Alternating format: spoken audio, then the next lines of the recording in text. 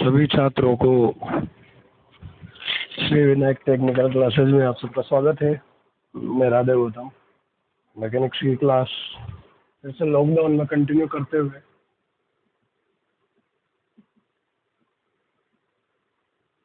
कल तक हम लोगों ने इसमें पढ़ लिया था कि प्रोजेक्टाइल का फाइनल क्या है।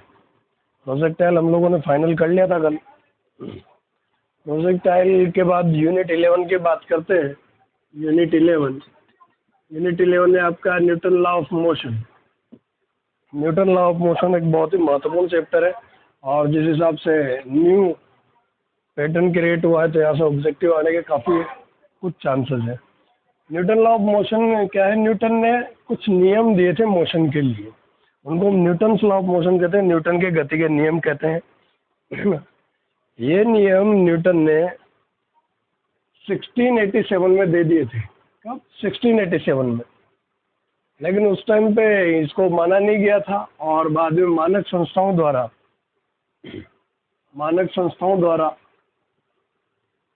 1886 के लगभग इनको प्रकाशित करवाया गया। ये खैर डाउटेबल है, आज भी विवादित विषय है, किन्हीं किताबों में अलग है, किन्हीं में अलग है। लेकिन आपको याद रखना है कि ये जब प्रकाशित हुआ था तो एक न्यूटन की बुक का नाम क्या था? जिस बुक में न्यूटन लॉ ऑफ मोशन प्रकाशित हुए, न्यूटन के गति के नियम जिस बुक में प्रकाशित हुए, उस बुक का नाम था प्रिंसिपिया। ये उस बुक का नाम था, ध्यान रखिएगा।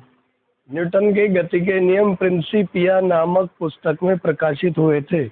ऑब्जेक्टिव क्वेश्चन की दृष्टि से बहुत ही महत्वपूर्ण है। न्यूटन के गति के नियम प्रिंसिपिया नामक पुस्तक में प्रकाशित हुए थे। ठीक है। न्यूटन ने गति के 3 नियम दिए थे।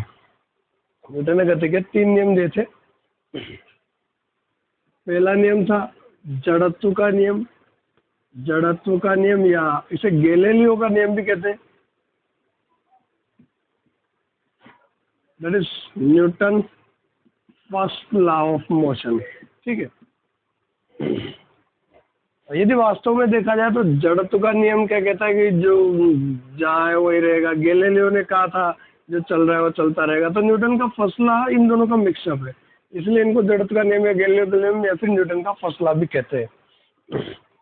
इस नियम के द्वारा वैज्ञानिकों को प्रेरणा मिली थी बल की खोज की। तो देखिएगा न्यूटन का प्रथम नियम क्या कहता है? ये कहता है कि जो वस्तु जैसी है वैसी ही रहना चाहती है जब तक कि कोई बाह्य कारक उस पर क्रिया ना करे। यानी कि वस्तु अपनी वर्तमान स्थिति में बना रहना चाहती है। सीधी बात है, जो वस्तु अपनी वर्तमान स्थिति में बना रहना चाहती है। ठीक है। यानी कि कोई बस यदि मूव कर रही है तो मूव ही करती रहेगी। यदि कोई वस्तु रखी हुई है तो रखी रहेगी। जैसे कि बोर्ड है, बोर्ड रखा है तो ये रखा ही रहेगा, अपने आप नहीं चलेगा। ऐसे कोई वस्तु चल रही है तो चलती रहेगी। कब तक? जब तक कि कोई बाह्य कारक आ रही है। बोर्ड है, इस बोर्ड को यदि मैं थोड़ा पुश करूं, बल लगाऊं तो फिर ये चलेगा, तो अपनी पोजीशन चेंज करे। यानी कि प्रत्येक वस्तु अपनी वर्तमान स्थिति में ही बने रहना चाहती है जब तक कि कोई बाह्य कारक उस पर आरोपित ना हो, क्रियाशील ना हो। ये न्यूटन का प्रथम नियम था। अब इसमें जड़त्व का नियम क्या है? ये जो वस्तु अपनी स्थिति में बने रहना चाह रही है, इसे वो कहते हैं जड़त्व, जड़ हो जाना। ये जड़त्व, इनर्शिया। और आपने यदि कक्षा 9th पढ़ी हो तो कक्षा 9th की साइंस के बुक में लिखा हुआ है, आपको टीचर ने बहुत अच्छा समझाया कि द्रव्यमान जड़त्व की माप है। द्रव्यमान यानी कि जिसका द्रव्यमान जितना ज़्यादा होगा उसका जड़त्व उतना ही ज़्यादा होगा। यही कारण है कि यदि एरोप्लेन है उसका बहुत ज़्यादा भार होता है, द्रव्यमान बहुत ज़्यादा होता है, तो वो जब स्पीड में आता है तो उसको रोकने के लिए बहुत लंबा रनवे चाहिए। ऐसे ही उसे स्पीड पकड़ने के लिए भी बहुत लंबा रनवे चाहिए। आपने देखा होगा ट्रेन बहुत भारी होती है, द्रव्यमान बहुत ज़्यादा होता है, तो जिसमें जितना ज़्यादा द्रव्यमान होता है ना वो विरोध करते हैं अपनी स्थिति परिवर्तन का। ट्रेन रुके रहना चाहती है, यदि रुके तो रुके रहना चाहती है, चल रही है तो चलते रहना चाहती है। ये स्थिति, लेकिन ये आदर्श स्थितियों में बने हुए नियम है तो घर्षण तो होता है ना। फिर भी आप देखिए ट्रेन को यदि चलाना है, स्पीड गेन कराना है तो उसको बहुत टाइम लगता है उसको स्पीड में आने में। ठीक है, यही जड़त्व का नियम है। यानी कि जिसका द्रव्यमान ज़्यादा होगा उसका जड़त्व भी ज़्यादा होगा। ठीक है, ये द्रव्यमान बहुत महत्वपूर्ण शब्द है, यहाँ पे ध्यान रखिएगा। अब मैंने कहा कि ये बाह्य कारक, यहाँ पे एक शब्द था बाह्य कारक, ध्यान रखिएगा।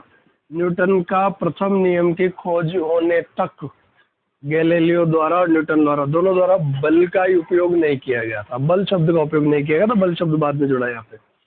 तो इसी नियम से प्रेरणा मिली कि बाह्य कारक क्या है, तो फिर न्यूटन की गति का सेकंड नियम दिया गया, न्यूटन की गति का द्वितीय नियम। ठीक है, इसे संवेग का नियम भी कहते हैं। और इस नियम से पहली बार, इस नियम में पहली बार बल शब्द का प्रयोग किया गया। कौन से शब्द का? बल शब्द का।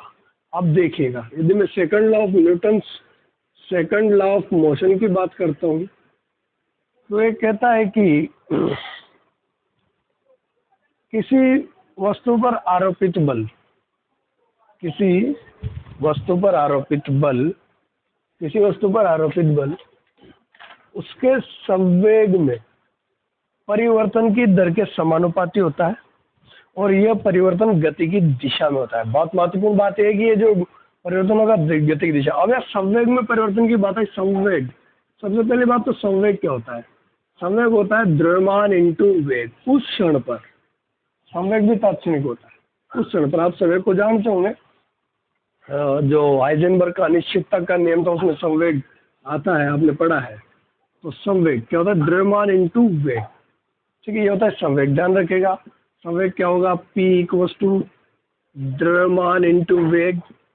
ठीक है, ये संवेग बहुत महत्वपूर्ण है, हम संवेग संरक्षण पढ़ेंगे। ये एक्चुअली आपके सिलेबस से हट चुका है, फिर भी इस चैप्टर में संवेग का यूज हुआ है, इसलिए संवेग संरक्षण में आपको इसी चैप्टर में पढ़ाऊंगा।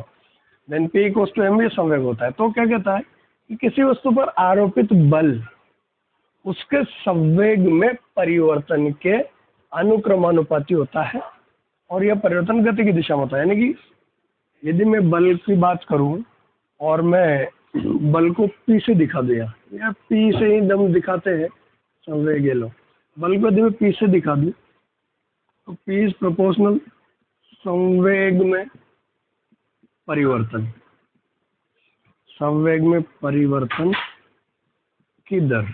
ठीक है, देन P प्रोपोर्शनल संवेग क्या होता है? mv में परिवर्तन की दर। ठीक है, एंड P प्रोपोर्शनल M में तो कोई परिवर्तन होता नहीं, द्रव्यमान में तो कहीं पे भी चले जाओ, पृथ्वी पे जाओ या चंद्रमा पे जाओ, द्रव्यमान में परिवर्तन नहीं होता है। यानी कि V में परिवर्तन की दर, आपको पता है V क्या है? वेग। वेग में परिवर्तन की दर को क्या कहते हैं हम? त्वरण।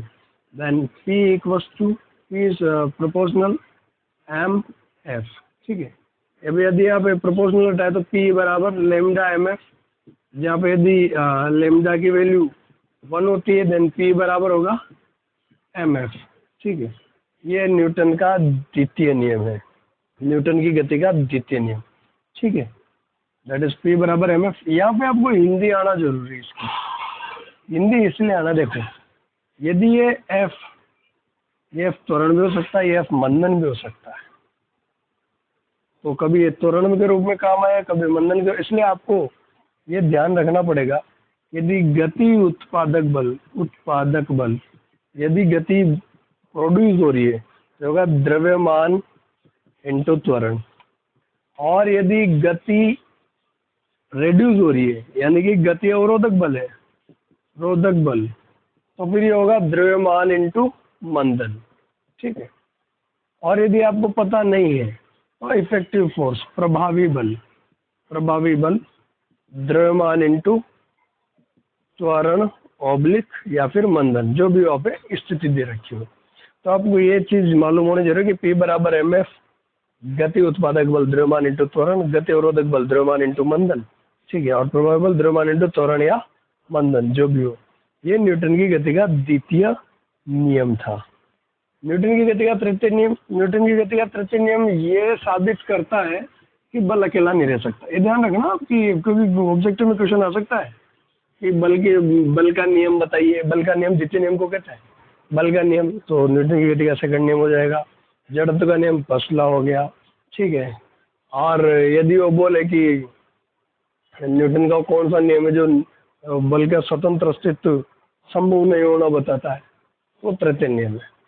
न्यूटन की गति के थर्ड लॉ से ही हमें ये पता चला कि Newton third law of motion, Newton की गति के थर्ड लॉ से हमें पता चला कि न्यूटन की गति का जो तृतीय नियम है, ये नियम हमें ये बताता है कि बल अकेला नहीं रह सकता, यानी कि फोर्स ऑलवेज कपल में होगा, जोड़े में होगा।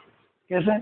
कि ये कहता है कि यदि किसी वस्तु पर कोई भी आपने एक्शन किया, यानी कोई क्रिया की, तो उसकी प्रतिक्रिया होगी, और क्रिया प्रतिक्रिया ध्यान रखना अलग अलग वस्तुओं पर होती है, अलग अलग वस्तुओं पर। ये बहुत बड़ी बात है, क्रिया प्रतिक्रिया में से अलग अलग। जैसे कि आदमी यहाँ से, ये नाव है, जमीन है, पानी है, नाव में कूदा, जमीन को धक्का दिया, नाव में कूदा, देन नाव नीचे दबेगी, दैट इज एक्शन, और फिर उसे ऊपर उठाएगी, दैट इज रिएक्शन। यह एक्शन क्या था? आदमी ने जमीन को नीचे दबाया कूदने के लिए, दैट इज एक्शन।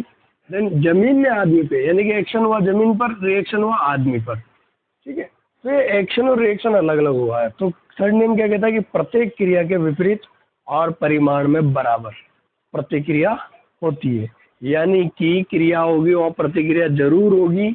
ये यानी कि ये साबित करता है कि अकेले स्वतंत्र बल का अस्तित्व संभव नहीं है, बल हमेशा युग्म में ही होगा।